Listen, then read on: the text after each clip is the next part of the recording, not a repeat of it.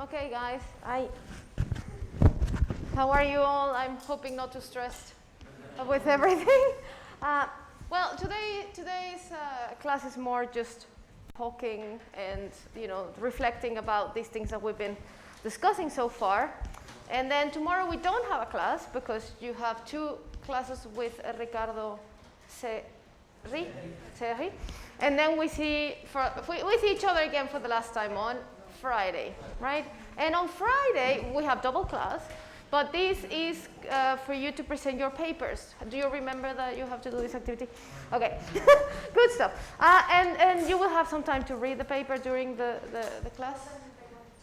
They have to choose. Yes, have you chosen your paper? I mean, if you want, that would be nice, but not necessary. Okay, so that's just it for today. And right, so yesterday we talked about well, this paper, Ioannidis 2005, that claimed that most research published findings are false. I guess we agreed that maybe there is a problem, but it could be. I mean, we don't know the extent of it, to be honest. It's hard to calculate, as some people mentioned. But there is a problem, and because people have recognized that there is a problem, other projects, so funding bodies, as we have seen, funding bodies have a lot of influence on what gets, obviously, funding, what gets done, prices, advancement of scientists' careers. So projects like this were recognized to be important by the funding communities. And they started a couple, there was another one in psychology, for example. This is the cancer biology one. I can't remember how many there were, but there were, and this is a significant amount of money and resources, and we're gonna see, what this was about. So I'd like to tell you a little bit about this project called the Cancer Biology Reproducibility Project. It started in 2010 and lasted for 8 years. It was a lot of effort, as you can imagine, by many scientific groups from the world. This was a collaboration done by Science Exchange and the Center for Open Science, and there was significant funding from these institutes and other institutes to try to assess the level of reproducibility from highly cited papers in the cancer field. So the objective of this project was the authors here, or the coordinators of this, selected 53 papers that were very highly cited in the 2 previous years. I think it was 2 previous years from 2010. So that's when they decided to start. And they chose 193 experiments from those papers that they saw that they could replicate with resources and a lab, and because there are experiments that are not easily replicable, right? So they said, okay, we can do this 193. This is a table just from the end. We're going to see what they did, but this is just for you to get an idea of what they found. Basically, 2% of them had open data, only 2% of those experiments. 70% of them required asking for reagents that are not easily available. So it's, there's the first barrier, I guess, for replication. Then 69% of them required a reagent that the authors were willing to share, because when you're doing this, you require the authors want to cooperate with you, right? If they don't give you the reagent you need, then you can't really progress. Now, 0% of protocols were completely described, so they needed details from all the experiments to be able to continue. And in 32% of the experiments, the original authors were not helpful or unresponsive. So, being in the area, it gets really scary. I can imagine. It's just your anxiousness playing, even if you know you didn't do something wrong. When someone comes and says, I'm going to replicate your experiment, send me everything, you get, like, oh my God, like what's going to happen? So I think for many people, it's just easier not to respond, right? And a third of them actually just didn't. So we don't know what they didn't, or why they didn't, but they didn't help the authors. And 41% did help the authors. Right, so this is a paper. There's actually 2 papers published in eLife very recently after all this effort, 2021. And the first one is this one, the challenges for assessing replicability in preclinical cancer biology. So this is the methods that these authors follow to try and replicate the papers. They chose the papers. And they took a long time to do that. And then when they found the experiments they wanted to replicate, they registered the reports. Remember that we said that it was very important to register your reports before doing the experiment, so you don't get swayed by your own prejudices. So they registered the reports with all the experimental protocols and data analysis plans that they were intending to do before starting the experiments. Then they did the experiments, and they tried to contact the authors and obtain reagents and all this. And then finally, when they finished, they sent for peer review their results, including usually an author from the original study, just to make sure that they actually did everything as was intended. So this table is very, very long, but you can see more or less how it looks like, what they did. So these are the papers. They have a very long list of papers, how many experiments they selected from each paper, when they registered the report for each of these, how many experiments they actually register, because this is a difference here, because for some of them that they selected, they decided they couldn't do afterwards, but for reasons. So then, for example, here they only registered 6, and then they finally, for example, in this paper, only completed 5 for many reasons, right? And this table is very long. You can see what they try to replicate and how they got on. And this figure actually tells you more or less what these authors encountered. This is a difficult figure. I would not have designed it like this because it's hard to read. It starts here, and it goes up, and then continues here. I mean, this was on top of here, but it's still weird.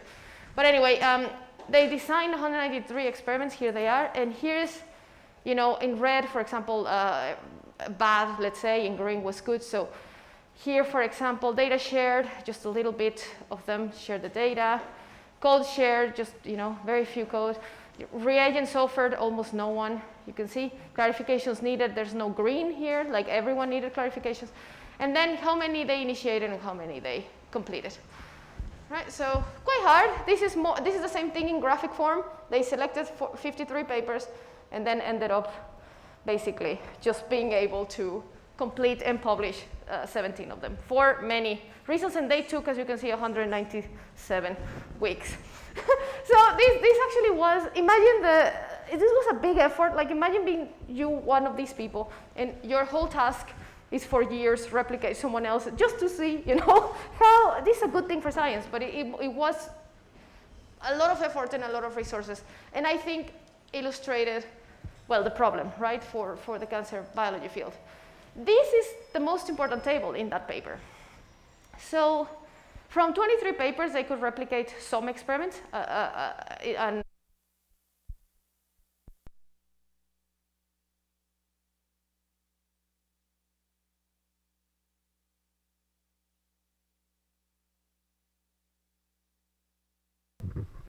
hello? Yes. Thank you. Batteries, okay, good. So this is the most important paper, and it gives you actually the results of the whole experiment. And for example, you can look, this is in different levels, so for papers, and then the experiment selected for these papers, the effects, meaning some experiments have different effects that they're measuring, so it's 158, and then all outcomes. So it's just different levels of granularity of the same experiments. But you can see, for example, papers, 23. Same direction, so you do the experiment, do you get the effect in the same direction? Hello. Thank you. Most of them, as you can see, 90%. That's not too bad. But when you add, thank you. When you add the statistical significance, so same direction, 89%. But when you say same direction and statistical significance, 42%. Like that actually, I mean, you saw the same, yes, it increased whatever, gene expression, but was it significant? Only 42%. And then when you say, okay, was the effect size in the replication confidence interval? That goes down to 26%. The replication effect size in the original confidence interval, 26%. The replication effect size in the prediction interval, which is another statistical measure for trying to assess the effect size interval, that's a bit better, 6. And then basically, for just one of them, the replication effect size was higher than the original effect size. So that means that the original studies, at least for the results of these, overestimated the effect size by a lot, like most of them, right? Sorry, I think I'm having problems with this. I think that's fine. Okay. So basically, this is the result. This is the result table for this experiment. So, I mean, I don't know what to conclude. This is what they basically say about their project. The replication effect sizes were 85% smaller on average than the original study. But 46% of effect replicated successfully on more criteria than they failed, because remember they had different criteria by which they were assessed. And original positive results were half as likely to replicate successfully than original null results. So this tells us that this is the fluke, you know, in the happening of the origin at the end of the tail, but it's the same distribution that's being reported because they replicated, you know, much less than null results. So, yeah, this was now about 11 or 12 years of work, and basically showed us in the community that, I mean, yes, some things you can trust in the literature, and especially the ones where there's evidence from multiple groups building over many years. But there are many that, you know, it could be just p-values. Again, lots of these things are p-values. So here, as you can see, when they say statistical significance, all of this is p-values. They're talking about p-values. So basically, yes, the conclusions from this paper or this big study was first that it is hard to assess whether reported findings are credible. And this is also because these guys took a very long time to design these replication studies, because there were many different outcomes that they could measure. And they said, well, I mean, how many levels do we need to take, right? Do we care that it's the same effect size? Is that a successful replication? Or do we care that it's only the same direction and maybe statistical significance? So there's many levels in which they can assess whether reported findings are credible. So they say, well, it's hard to do that. They also detected publication bias. We've talked about this. And this is because this observation that positive results tended to replicate less than null results. They call the attention that, you know, only novel and tidy results, when biology is seldom tidy, it almost never happens that you get a clean result in biology.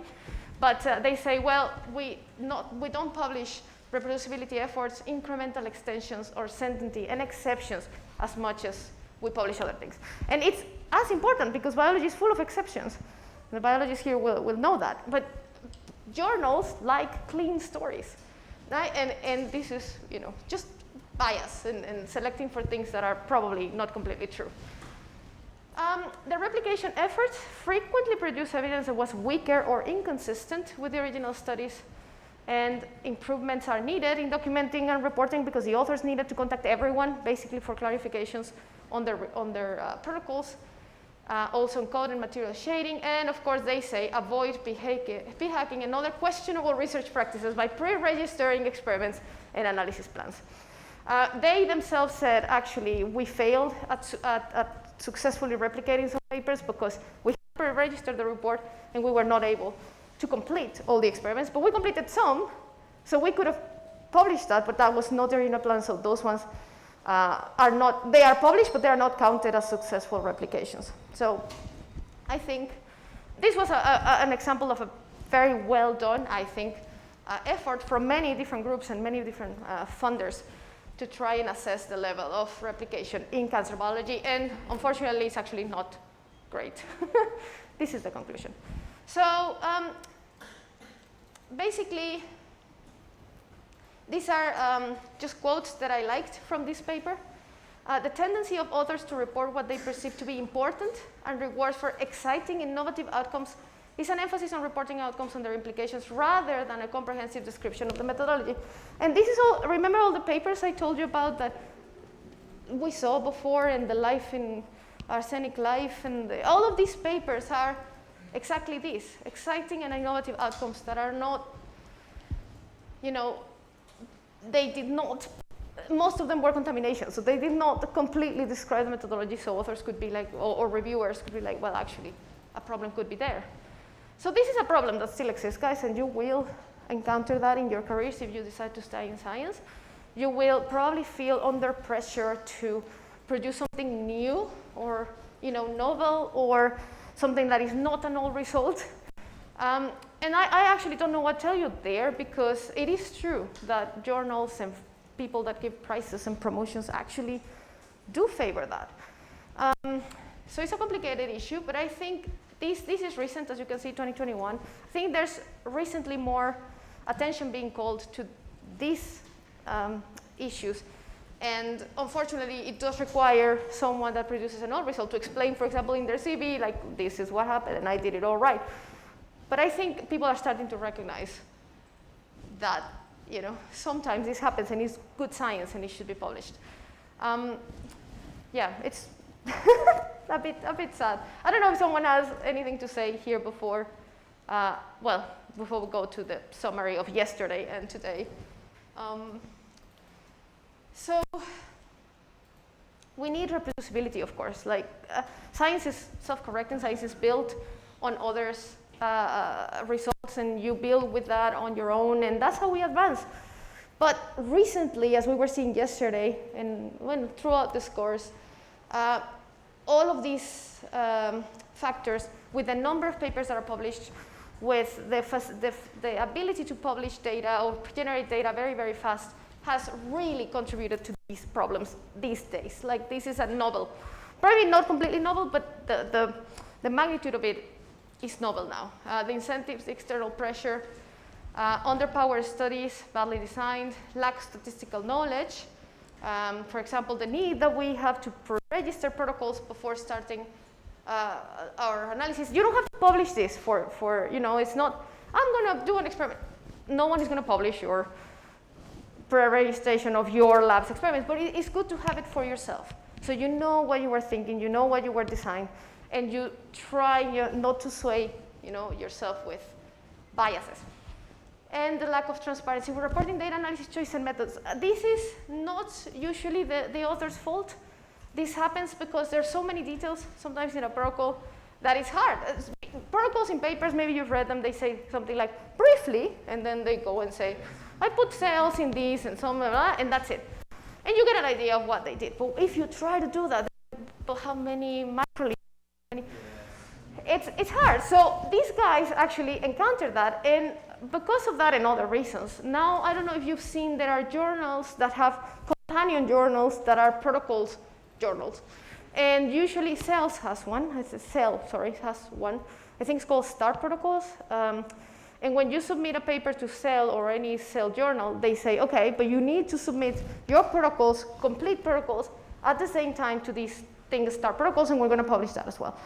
And I don't know when that happened, but that started, but it's not that old. Like, that's kind of new. And you also have to, submit all of that additional data, including all the statistical plans that you did and the power calculations, and they're starting to ask for this. And this is recent, because I don't have such a long academic career yet. Yes, just to add to that, even for the theoretical papers, we have one paper in cell systems that is just modeling, 100% modeling, and we had to do the STAR methods, so they also checked for mathematical modeling. This is good. Some people complain because it really is hard actually to publish now, because like, oh my God, like they ask for all this documentation. But in the end, it's good for science. I think that people can see your methods immediately, like with the detail that they need. And I tell you, this is recent. Now that you're starting your careers, I think it's going to be the norm for you, which is good. So document everything very well. I know you know that, but sometimes, especially the wet lab in many cases, because with the GitHub and all of these things, it's probably easier for the code, but the wet lab can be, at least in my experience, a bit more difficult, but they're going to ask for this now. So hopefully, these are new rules. Like, this is a new solution a couple of years ago. Hopefully, this will help address this crisis. But so far, it exists, and it's good to be aware of it. So we have finished this. This was for yesterday, but we were discussing the paper. So anyone, before we start, what I want to tell you today, any comments, questions? Are you sad? Are you depressed about the state of, the data-driven biology these days? I guess I have a question about, like, I don't know. It's a very different way of I guess doing science than what I'm used to, because I come from a different field. But I guess to me, if I were to look for a solution of all these problems, I guess why don't people try to work more on the mechanistic side of things, in the sense of, I guess this would be more pure science than applied science, but I think, like, when I think of the important discoveries that we talk about in science, it's never like, yeah, this person did this randomized trial and then they found like a p-value of less than 0.05 and this is the great discovery, right? It's always like, I guess it seems like a weird kind of ambition in the first place for me. I don't know. It's this, you mean using all these yeah, data and complicated methods and more than what we see as fundamental yeah, I guess biology. it's one of those things where when people are exploring data nowadays,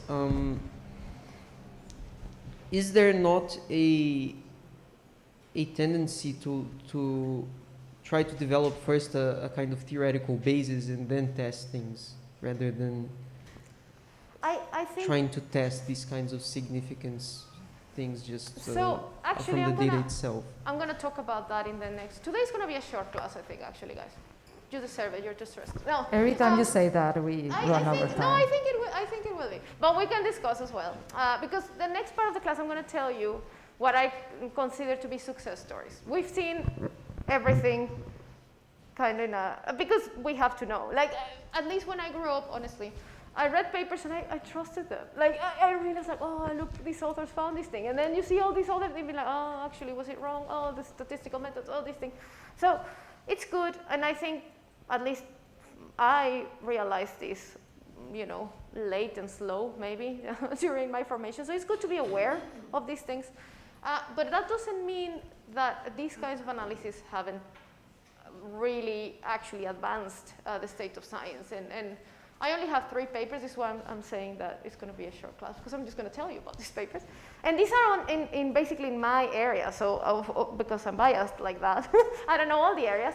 But these kind of data and these kinds of analysis have actually found things like new drugs for cancer that I don't think is possible without these massive amounts of data and how different people respond and the genotypes, and you know, so it's very hard to do for all the reasons we've seen in this course, but it's also, I think, necessary in many cases, at least for medicine, which is our area. So I think there are some experiments or some areas that can still use fundamental biology, you know, that thing of, yeah, fundamental biology, like how life works, how the cell works. I think that doesn't maybe require these kinds of things, and that's maybe the experiments that we know, you know, in the history of biology that people did so elegant. So, you know, oh, it told them exactly, you know, how this gene works, that kind of thing. But to find how medicines work, find new drug targets, all these things that are very applied and useful, I will say, in today's world, I really think you need these kinds of analysis. At least that's my point of view. Yes, maybe I can add something to that. So I think this also comes with, you know, aging and maturity. No, you realize that things are never perfect, right? Like sometimes when you're being very early on trained in science, like we want to sell it as science is perfect. Science is like this beautiful thing that it can approach us to the true truth. But the reality is more complicated than that, and that doesn't mean that they are not making progress. So, or that we are not making progress. So I think the same happens with data-driven research. There are just some questions that we haven't found a better way to approach. So I think it is important, and that's very much the focus of this course for you, is very important to be critical, but that's not only for data-driven research. It doesn't matter what you do. Be critical about what you're doing, be critical about your community, be critical about yourself. That doesn't mean that you stop doing it. Like I have encountered people more in the context of academia being a toxic place, that you're gonna learn. If you don't know it yet, it is a toxic place. And you're gonna find out. Like not everybody's nice, not like, there are like many issues in terms of more like, you know, like personal quality of the community. But the thing is, like some people say, well, then I'm leaving, right? because it's toxic. And that's okay if you are unhappy, but the reality is everywhere there is toxic places, and we just don't have to either close our eyes and pretend, no, science is working, like the academic community is so good because we essentially care about knowledge and blah, blah, blah. You don't have to do that, but you also don't have to go to the extreme like, oh, we should close universities, this is not working. No, there is a middle point. So you try, and at the same time you're critical. And the same happens with all types of research. And in this critical thing is also helping you to figure out maybe there is a better way to do this. We need these big questions because we have a lot of data and we need to take advantage of that. How do we do that? There may be a good way to do it. And if you're critical, you might find out. If you just say, no, I will never do anything that requires a p-value, you're going to be missing something, right? So anyway, that was my speech. Sorry. Topical, guys. No, it's true. No, it's true. It's, you know, I do think there are questions that require data, loads of it these days. But I think it's still young. I mean, young in the sense of, you know, for many centuries, I guess, scientists were doing research as very, you know, precise experiments and testing one thing. And it's relatively recent that we have explosions of data and people are still finding out methods and ways of dealing with that. I think really it's like 2-3 years ago, it's not a long time ago, that they started requiring these whole protocols, these things. This is new, and maybe it will help with this. You know, people are still trying, you know, building a better way of sharing reports. I mean, maybe they, you know, people were like, well, we have reported science like this for many, many years. Let's keep doing it. And then they're like, this is not enough. Like, now that you have a lot of data, you cannot just tell me briefly, I did this. Like, no, I need more. So I think, you know, I am positive. I know that we've seen a lot of like problems so yes, far. we can focus on that, but that doesn't mean you're going to tell success stories today. I will tell you about some success also stories. This might resonate with some of you, the physicists in the group. I think there is also like some controversies in physics right now, just criticizing how much people focus on it being beautiful instead of actually meaningful, right? So I think something like that is here. Like we all love really clean, elegant, as you say, elegant stories. We all love them. But it's not clear that one, that they are closer to reality, and two, that they are the ones that are actually more helpful. So those are the ones that we present to the public or in classes because, again, they are easy to see and they are beautiful and we get excited. But my advice also would be don't, you know, retract from some question just because the answer isn't pretty. That's also another kind of bias. We also sometimes just want to see the clean, beautiful thing, and that doesn't mean that it's actually the reality or the useful thing to do. Okay, so we should move to the questions for today. I was missing a word. I will, a letter. I will put it in Slack, and you have 5 minutes, and then Daniela will tell you a little more happy stories so you don't get 3 happy only stories the ugly. and then it's done.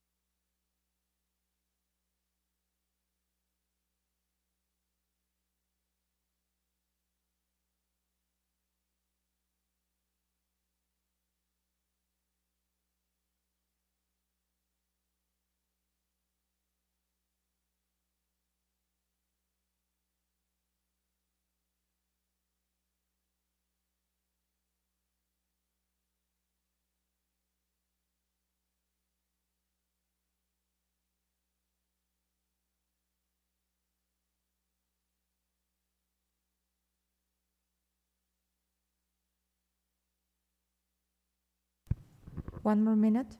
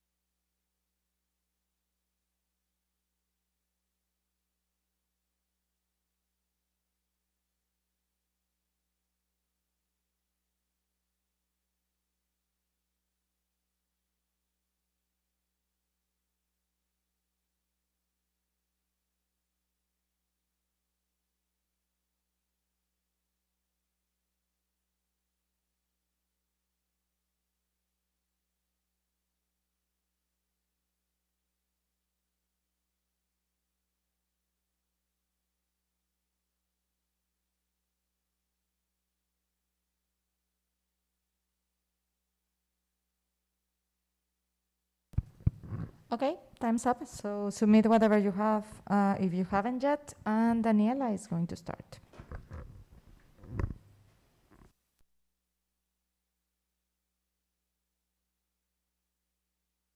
Okay.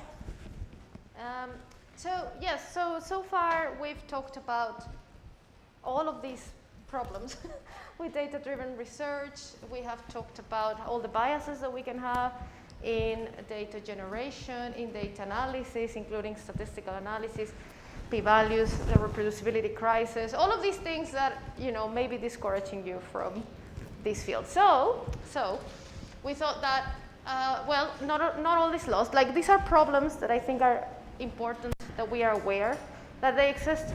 But of course, data-driven science and biology have had very important successes. Like, we have advanced really our field by the studies that are well done and that are actually, that are actually replicated. And by scientists that do worry about, generating hypotheses and then checking them, not just, publishing whatever they find. So here I just want to tell you about 3 papers. These are papers in my area. Again, cancer biology, sorry, it's a bit skewed that way, but I'm sure that in many science fields, you can find these stories. And I think these are studies where we have gained new and useful knowledge that, from my point of view, would not have been possible without big data analysis. And these all relate to the analysis of data, mostly sequencing data of different kinds, to identify new therapeutic targets. And this is something that is very, a very hot topic, let's say, in disease biology at the moment. Like, harnessing these massive amounts of data from different disease states, from different populations, in order to identify, what predicts a better response to certain treatments, or find just new, so that's biomarkers, or find new targets. And that's what data is very useful at, right? So the first study I want to tell you about is a single-cell RNA-seq study of drug-resistant melanoma tumors. But this is data produced by a single lab. And I consider this also big data or data-driven biology, because it's data of single cells. So you're generating a lot of sequences from different states in a disease, right? So that's a lot of data, but it includes only one lab. The next 2 include large collaborative efforts. This is, I want to tell you about the genomic analysis of a large number of melanoma tumors. There was a consortium, or it changed names, but there was the Cancer Genome Atlas. I don't know if TCGA, if people have heard about this. Now it has fused to other things, and it was called the ICGC, and it changed names, but they started about 10 years ago to analyze tumors, basically from many different cancer types and from many different places, and putting data together and trying to predict, new drug targets, new states, and basically informative biology.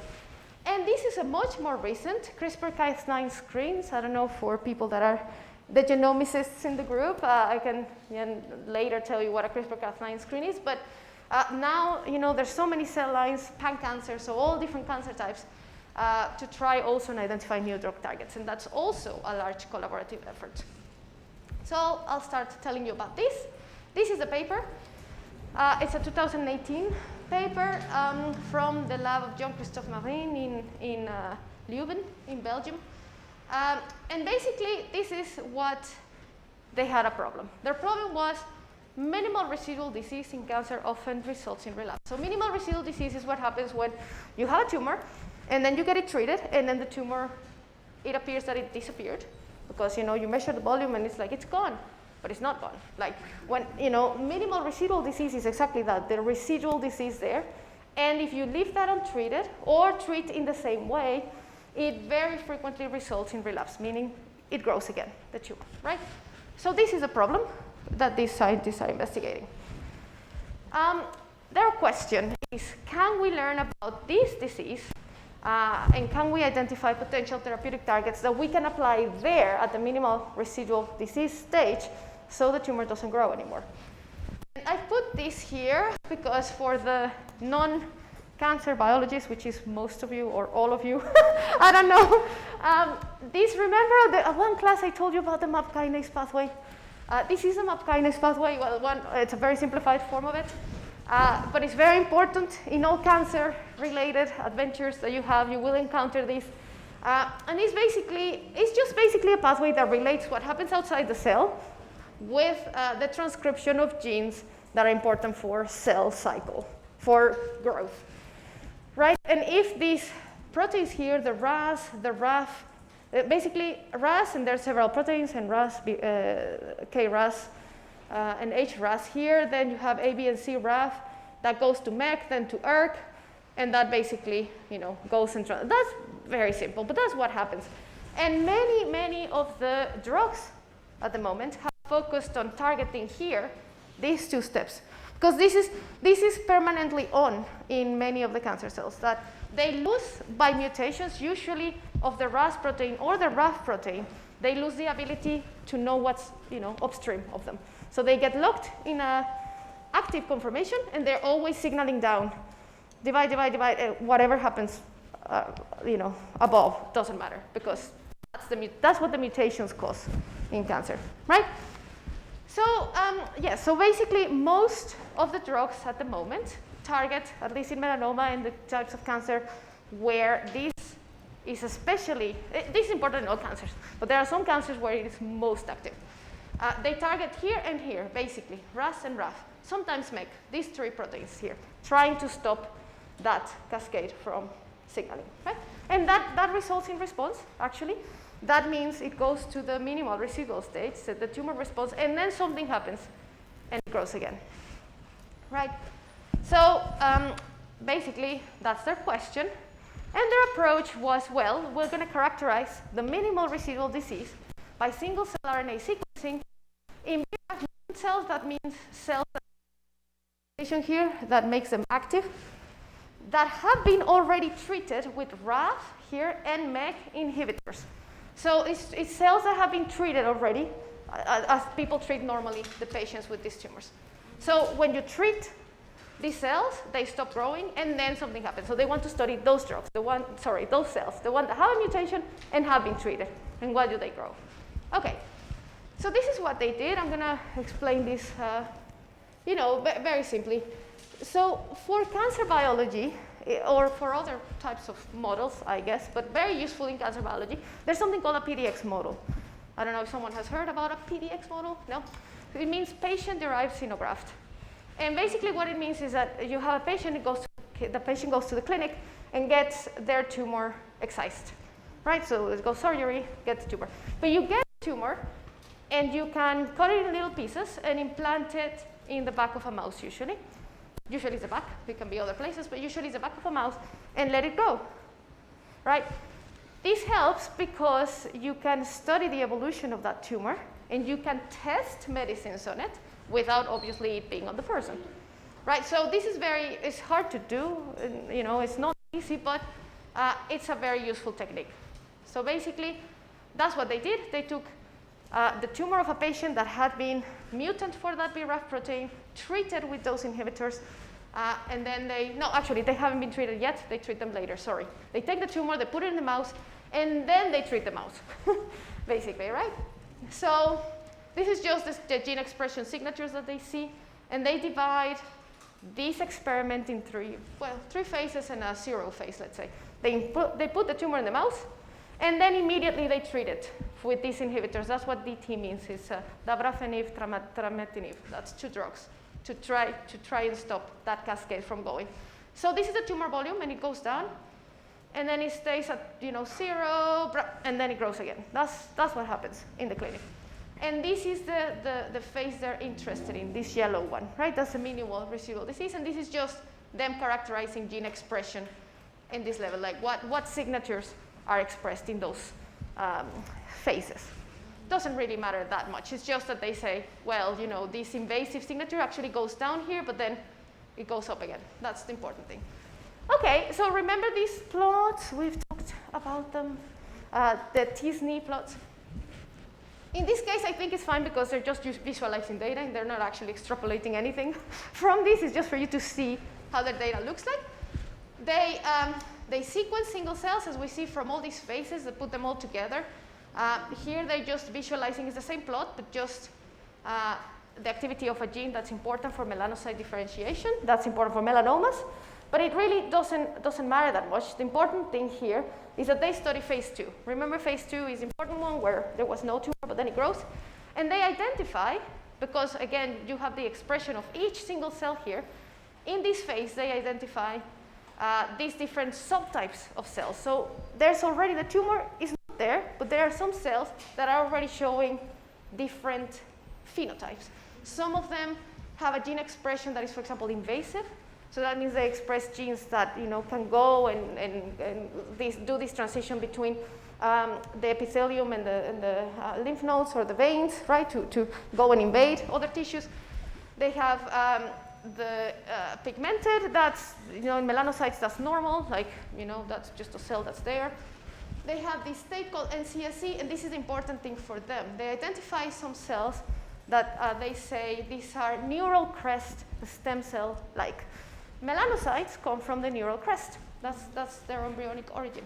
And when a cell looks like their origins, like their differentiated cells, that's bad for cancer because, it's good for the cancer, it's bad for the patient. Because that means, cells that are earlier in the embryonic origin can do things like travel, because that's what they do when they are on the embryonic origin, travel to colonize other tissues. So it's bad. That happens usually in cancer, bad prognosis. The cells de-differentiate, and that becomes more difficult to treat because they metastasize also easier. So they identify that population. This is just the gene expression, how they identify the different populations.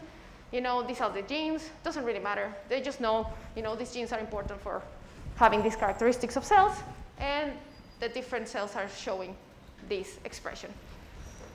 An important thing, and something I liked about this paper, is that it doesn't try to sell you a very clean story. That's the thing. So they identify that, but then they say, okay, we saw this in our mouse that we treated. Does this happen in other mice, PDX, or other patients? And they say, yes, but it's not that clear, right? This is the mouse we studied. And of course, it looks clean because that's the one that they used everything to derive their signature here. But the other samples they studied, they look not that clean, let's say. They say, well, there's a lot of heterogeneity, obviously, in this response. So not everyone will be a candidate for whatever we find. There is, you cannot just say, oh, we found this in 3 patients like this. Exactly, no. So I like this figure because it shows you not everything is as clean as other stories may make biology seem like. So yes, this just tells you how much you see these populations in other tumors. And yeah, you kind of see some of them, but for example, some of them are blue, like you don't see them in certain patients. These are different patients that they treated in the same way. So it's just to say, okay, this is a nice story, but not everyone will conform to this. Now this is, I think, the final figure that I included from this paper, but I like it because they make this analysis of single cells. They find this population, And then they say, well, what is this population? That looks weird because that one is very invasive. Like there's very few cells, but what are they doing? So they try to characterize these important transcription factors. Transcription factors are proteins in cells that help help the transcription, the activation of other genes, let's say. Right? So these are important, and they say, okay, well, these are these cells. I'm marking them here. These where are they expressed? And the one they saw was very similar to you know, the characterizing basically this population was this one.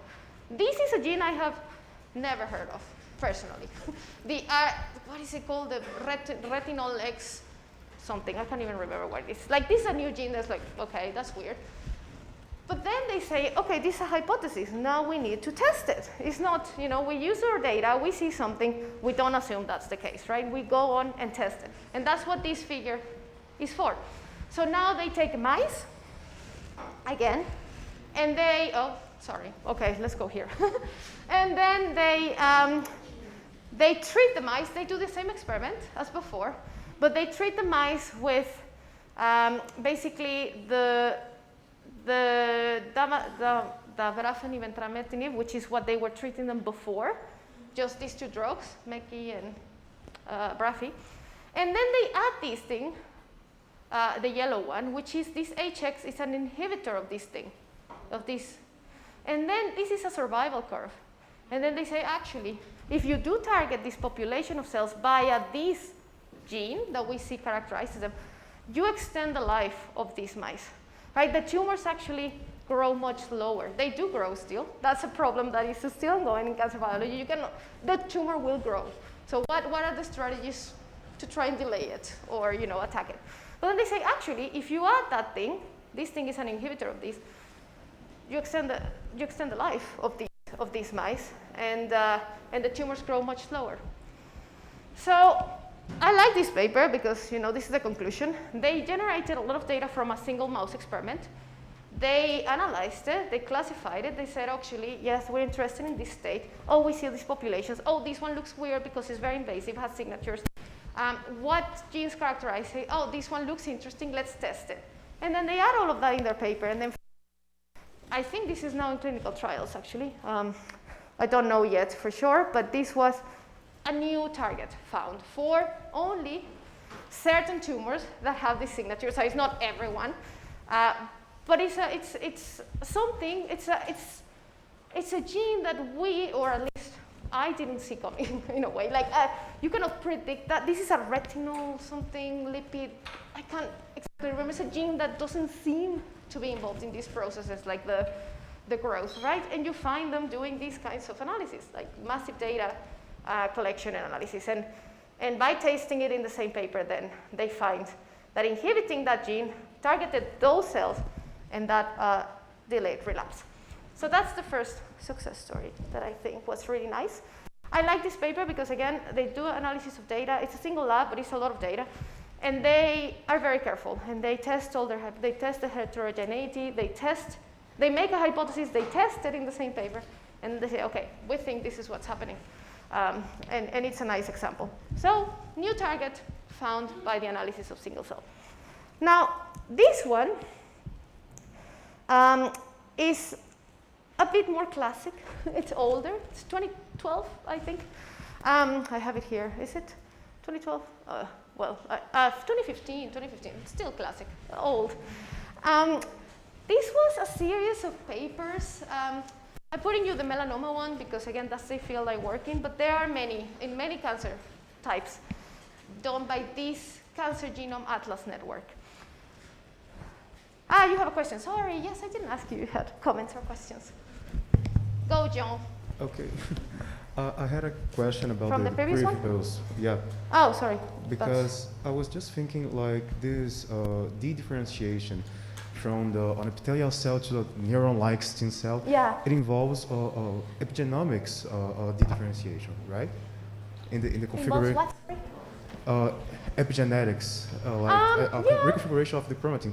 So, like, I don't know. What is the mechanism that is involved in this reorganism of the chromatin in this case? It's a good question. I myself don't know, maybe I do, and I'm not remembering right now. It's a lot of, yes, epigenetic marks being active and inactive. So basically all cells have the same genome. And it's just the cells the genes that you express, right? So in the case of cancer, it's interesting because there's still a debate in the scientific community as to if cancer cells that differentiate and go back to one of these states, or if that population already existed there, it's like they call it a cancer stem cell. It's always there, and then it just decides at some point to invade more, but it's always there. Like it's a stem cell that is there. It didn't differentiate. It was there, right? Okay. Some people say it's maybe a bit of both.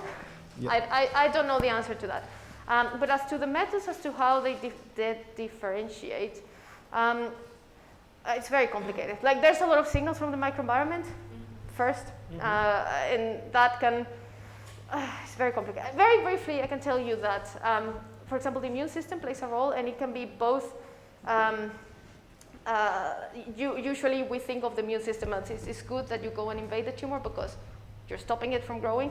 And that does happen, but there are a lot of cells like macrophages and things like that that are actually tumor promoting. And when the immune system invades, they generate cytokines and all these signal molecules.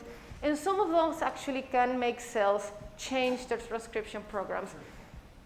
And that somehow, because I don't know the details, but that somehow regresses them a little bit. I don't know the exact details for that because it's very complicated and I haven't really studied them. But it's really a lot to do with the microenvironment and basically what other cells tell them. Like the paper we studied, actually. Lots to do with your neighbors and what they're telling you to do.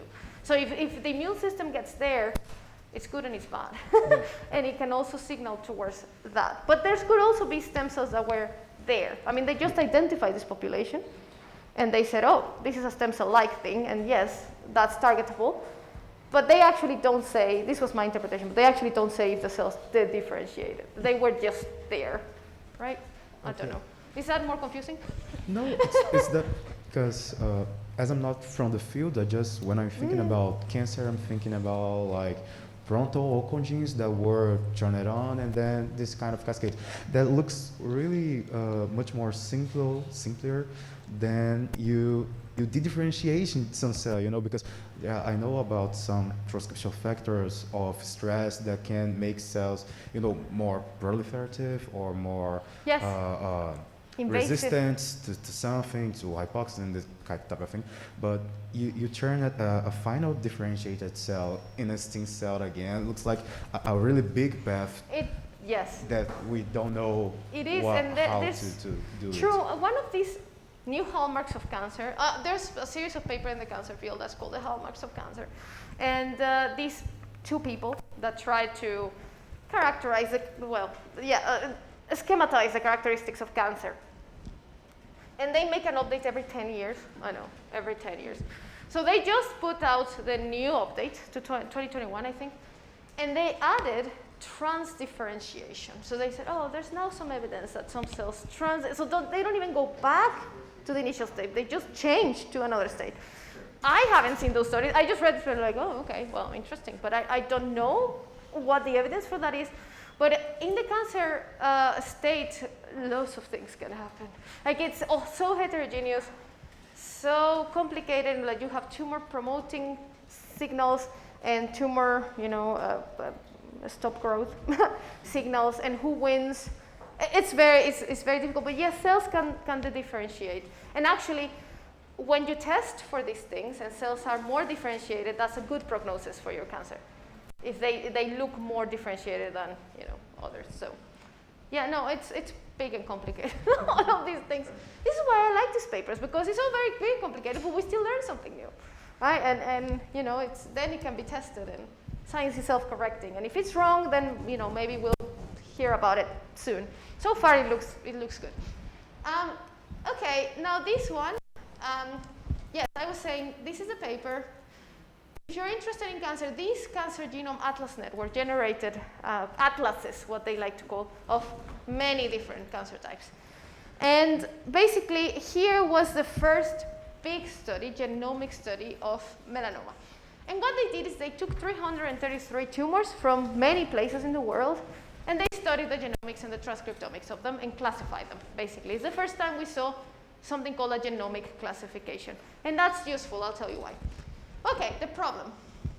The problem they see is that there is a lack of molecular biomarkers that are associated with prognostic characteristics, something that can be informative as to how the patient will evolve or continue their process. So their question was really, can we identify them by sequencing genomes and transcriptomes? Guys, this was like 7 years ago or 8 years ago, so that was still not as established as it is today. So that's their question, and basically, that's what they did, characterize the transcriptomes and genomes of melanoma tumors by sequencing 333. This is the figure they generated. Well, they have many figures, but I think this is the most informative and nice figure about this paper. It's a complicated figure, but I'll tell you more or less what it means. So this is a matrix, basically, and each column is a tumor, a different tumor. So there's 333 of these columns. And each row in this central panel is a gene. Remember these genes I told you about, the RAF genes and the RAS genes, and all of these are in the same pathway, the MAP kinase pathway. If you see that cell is colored, that means that gene is mutated in that sample. The different colors mean different mutations. There are some mutations that occur much more often than others. For example, remember this one, we've seen it before, B600, 600. The amino acid 600 in BRAF is very important for the coupling of signals from the external world. If you mutate that, then that's over. So that's why you see a lot of 600s here. That's all these colors. And then that's how you interpret this bit of the matrix. And this is the percentage of tumors that are mutated in these genes. Then this is the number of mutations that each of them have. That's just bars. The age, so the darker, the older the patient. Then here you have if the tissue was a primary tumor or a metastasis, because as you know, cancer can metastasize and you can get a sample from where it went to. And then this is something really interesting called a mutational signature analysis. And this is another whole field. It's really interesting because you can use tumors as archaeological samples in these kinds of analysis, because you can look at the tumor of a cancer cell and by this analysis know what caused it. Ideally, it's hard to do, but each mutagen, UV light, smoking, basically anything that you can think of that causes cancer has a signature in the genome because it has a different mode of action. Right, so some of them intercalate in the strands of DNA, and some of, they cause it, the photons go exactly to where the DNA is exposed in this way. So when you analyze the mutations that are generated from that, they show a pattern. It's very clear for certain mutagens. So when you do these kinds of plots where you say, which signature do I see for all these mutations, then sometimes it's very clear when a tumor was caused by smoking, for example, because you see most of the mutations caused by that pattern. It's a really nice, I really like that about cancer genomics, that you can look at a genome and then try to hypothesize what caused this. This is this analysis. So basically, the more red you see, the more UV light you see. That's what it means, this CT and CCTT. That's this figure. So what can you get from this figure? They say, okay, half of them actually have mutations in BRAF. We kind of knew that because that's very common. That's a very common gene that's mutated. I just told you. So BRAF is mutated in half of them. But then, he says, oh, well, 30% are mutated in these RAS genes, and that's good. But then these are almost completely, mutually exclusive. So you only need a mutation in BRAF, for example, to grow. You don't need to gain another one in NRAS. That's the interpretation. Or you just need, some of them, have another one, like here, for example. But those are very rare. Most of them are just completely mutually exclusive. So they can now characterize these tumors in subtypes. The BRAF subtype and the NRAS subtype and the NF, which is this one, and all of the others. And they show different characteristics. Now we're seeing, oh, the genome is actually telling us things like these guys, have more mutations, and they seem to be an advanced age here. Well, they did an actual analysis, and it shows clustering here of older age, for example, and younger age here. For example, these tumors in yellow don't have a lot of that red signature. Those are not caused by UV irradiation. That's interesting. It's another type of melanoma, completely. This is just a table just to show what they classified all of that, and they also said later, I don't think I included this, but this table goes on, and they say, how can we target these things? Like, we see all these mutations and changes. How can we target them? Oh, here it is, yes, clinically actionable, right? And then they, start suggesting how you can target those alterations. So now you just have 4 classes of tumors that you can, in theory, easily identify because it's just few genes that are mutated there. And then they are already suggesting, the literature tells me that for this mutation you can add, this drug, and that will work, right? I mean, the established ones, the ones that are still being investigated, and the preclinical ones. And they did the same with the transcriptomes, and this is also a complicated figure, but basically what it means is they can also classify them in different clusters, something that is very, and here, I don't like this figure in the sense that they used the colors in the opposite way that I would anticipate. This was confusing to me, because like, oh, this is more, not less. Okay, I don't know.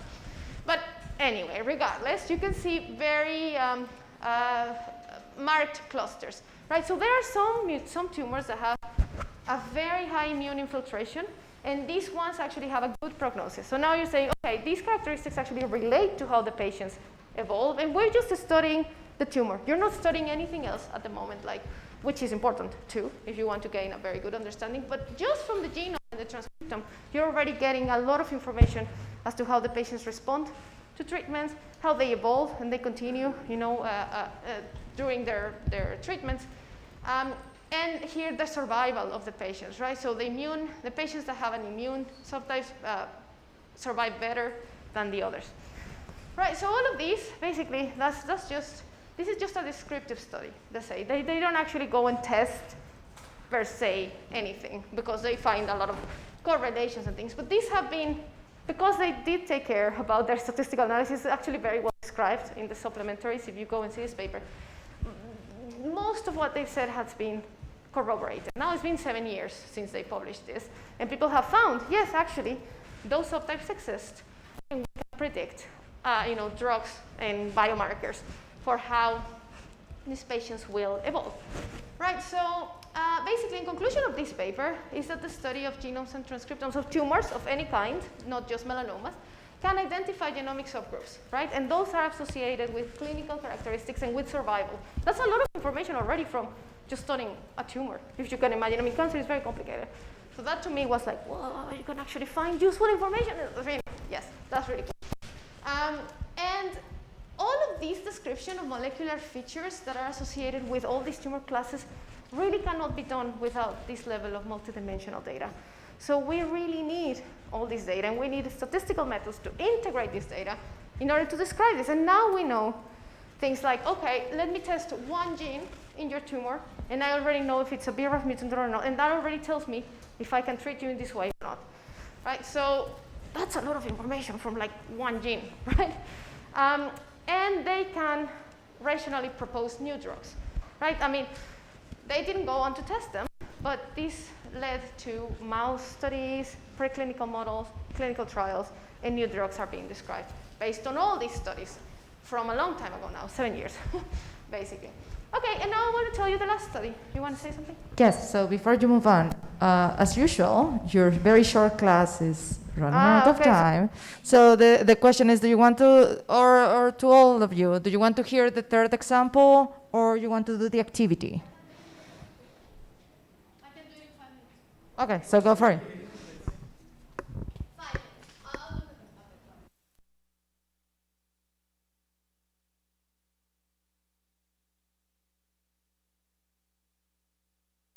But it's really funny how every time you say it's going to be short. Yes, yes. I'm sorry, guys. I talk a lot. You can. I see some of you are like, what are you talking about? You can ask me.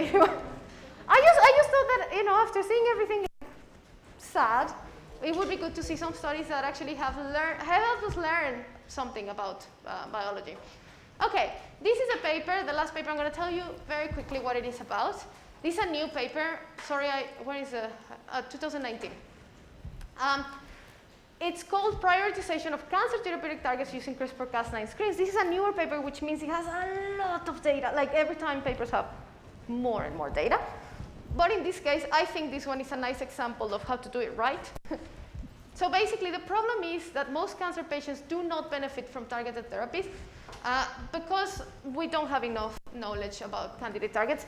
This is an ongoing problem. We know a lot, but we also don't know a lot. So we know how to target sometimes, and that response, and they lose the response, and then it grows again.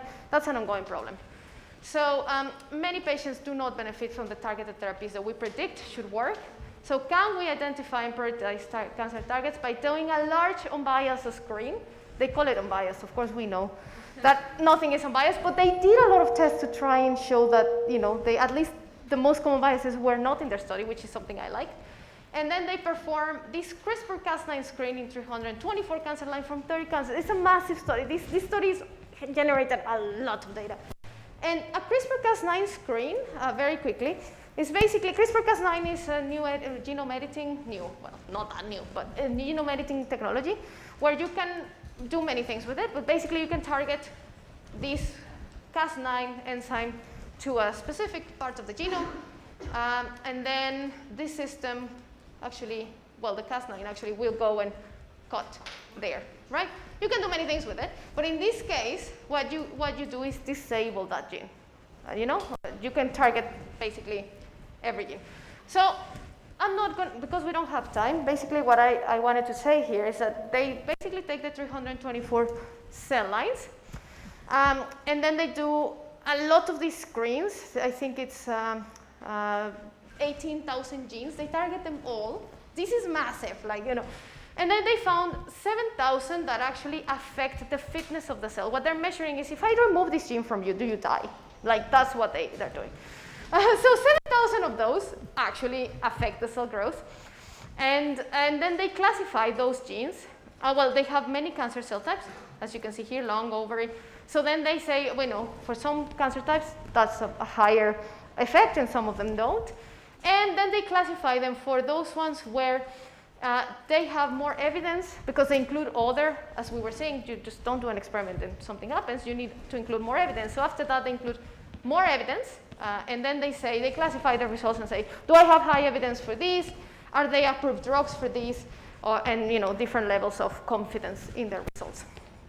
What I like is that they have a very clear pattern of how they decide to do things. This is a very, report of, this is exactly how we took our decisions in this project. And again, I don't have time, but what I want you to see here is that they have a lot of QC experiments to see. For example, this is a replicate correlation score. The median is here, so it's at 0.8. So they replicated everything, and that shows a high degree of correlation with their replicates, most of them. So they did all these different QC thresholds. They basically, this is a screen where they say, for our 300 cell lines here, if I remove non-essential genes, well, the cells don't show anything, right? They still grow, and that's fine. When I remove essential genes in green, then you can see that it shows some effect of the depletion of the cell life. And then the ribosomal protein genes have a higher effect, because ribosomes are very necessary for the cells to live. This is not even the result. This is just testing that it works. They are seeing what they expect to see. And I'm not going to show anything. Basically, what they find is that this gene, WRN, shows up as significant in many of their different studies. And basically, what they do is say, okay, that gene is interesting because it's not a target of anything yet. What do? They say, okay, in the cell lines, here are the cell lines that show an effect, a depletion of life when I remove that gene, also have these characteristic that is something called a microsatellite instability. That just means that the cell has a lot of problems copying its genome and it introduces a lot of mutations. So the genes that, the cell lines where you remove that gene and the cell stops growing also have this defect. So they say these are the candidates. Right? And then they go on and test it. This is just testing in mice again and testing in cell lines, and they exactly discover which is the bit of the gene that is important for the growth of the cell. So they treat the mice, and then in the end they say, actually, yes, this is a new target. For cancers that have this defect, so not all of them, just this defect of replication, and that have expression of this protein. So if you inhibit it, then that could be a result. And these are just all the quality. So as you can see, there's actually no relation, almost anything, and that's just them testing. Is my correlation related to batch effects? Is my correlation related to the date example? Is my correlation? And for most of them, they say actually there's no correlation, and that's good. For the ones that they find a correlation, they note it and say actually we see a correlation with this. So this may affect results, and that's a lot of them, a lot of them. Assessing confounders. This is a very well done study for that. And at the end of everything they did, they just find one potential new target. But it's a good target. It's a good target because they tested, in many, many ways. And the conclusion here is that these massive screens can be used to generate hypotheses, but they should be tested. Again, you should not just publish something you see in a screen because it's not as unbiased as we think it is. And they find this WRN helicase as a plausible target in these tumors that have this defect in DNA copying from many different cancer types. So that's actually an advance. And that's actually now on clinical trials. So this advance for that. And that's it. So today's summary is that, you okay? So it's a hard task to do these projects. It's really hard to do. You have to take care of many things that we've seen in this course. But they can give us an insight that is not possible with other design methodologies, right? So they have an advantage. It's just that we need to be very careful that we're actually finding the real stuff. And of course, it's good not to only look at bad examples that we have seen until now, but also successful examples to learn about best practices. And I think these papers have some of these things that mitigate these best practices that we have been talking about. So that's all. I hope you liked knowing about some nice stories. And I will shut up now, sorry. It's okay, actually. I was thinking that it doesn't make sense to rush the activity. The activity was just to reflect about what makes data-driven research successful. And we can do it still. The board thing, and then you post and things like that. But actually tomorrow, the first class is just like a summary. Oh, not tomorrow, sorry. Next class, that is Friday morning. It is just like the conclusions, and we had like half an hour, 40 minutes just open for questions and actually thinking about flexibility in the class. That's how we plan it. So I think there is no point in rushing the activity today. We can do it the next class to start. So just, I guess, as a little bit of homework, reflect. Start reflecting on your own what makes data-driven research, specific data-driven research successful. And then maybe we can just do quickly the final questions, and then you can leave 5 minutes early. I guess no one will complain. Will you complain? Do you want me to talk for 5 minutes? Okay, good. So I will put the questions in a second.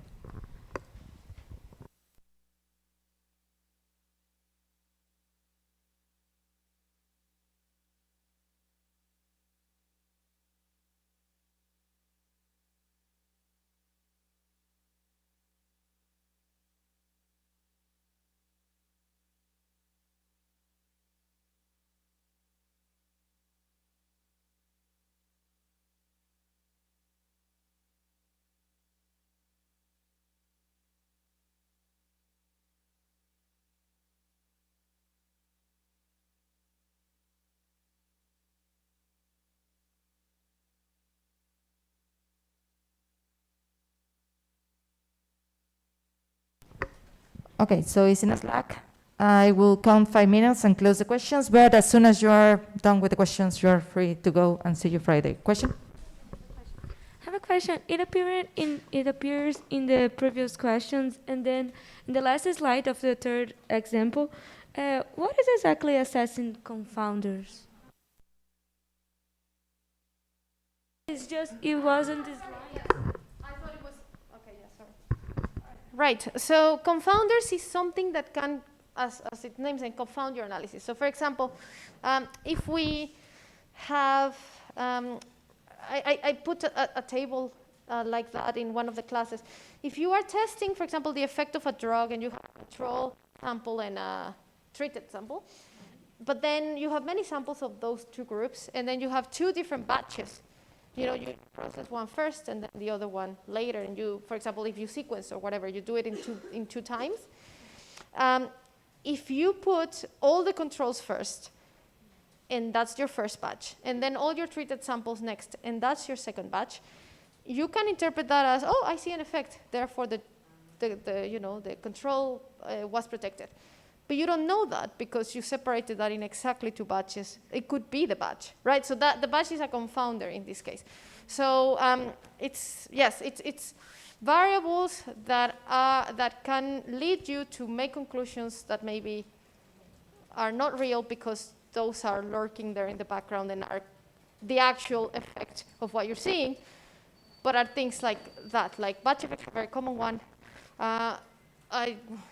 This all comes from the design of your experiment. Like, for example, in this case, RNA-seq data usually has to have batches and replication efforts and things like that. And you have to distribute very well. Like when you design your experiment, you have to say, okay, my first batch will include samples from all the groups, right? And because that way, that doesn't, in theory, doesn't play a role, right? Because now you've controlled for that.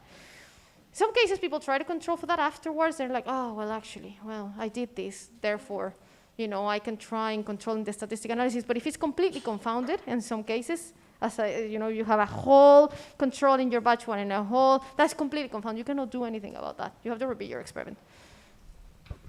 Can this kind of thing invalidate all of your work? I really think it has to do, your experiment itself, I think so, because you will not be able to discern, the effect.